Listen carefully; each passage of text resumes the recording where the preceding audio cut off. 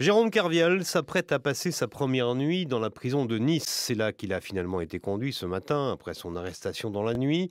L'ex-trader, condamné à 3 années de prison, a pour l'instant été placé à l'isolement, compte tenu, dit l'administration pénitentiaire, de son statut médiatique. C'est vrai qu'il en a beaucoup usé ces 3 ou 4 derniers jours. Dans l'entourage de cet homme, escroc pour les uns, victime pour les autres, on a vu ces derniers temps plusieurs religieux. Ce serait évidemment très abusif et même faux de dire que l'Église le soutient et que les catholiques de France sont à ses côtés, mais pourquoi cette présence spirituelle auprès de l'ex-trader? Julie Pietri a tenté de se faire une idée.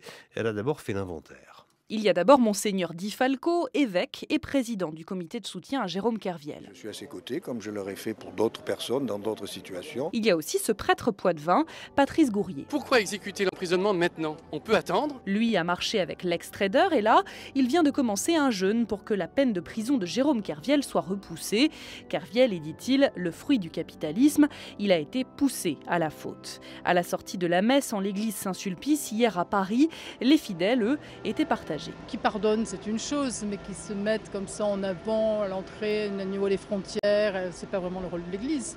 L'Église, elle est là pour être à côté de tous ceux qui essayent de trouver quelque chose et un sens dans leur vie, pécheurs ou pas pécheurs. Le sociologue des religions, Olivier Bobineau, auteur de l'Empire des papes, voit lui dans ce soutien un geste calculé. Aujourd'hui, dans les pratiquants catholiques, dans les grandes villes, on a affaire à des catholiques issus du milieu financier, issus du milieu économique, des grands chefs d'entreprise, qui sont sensibles aux questions financières.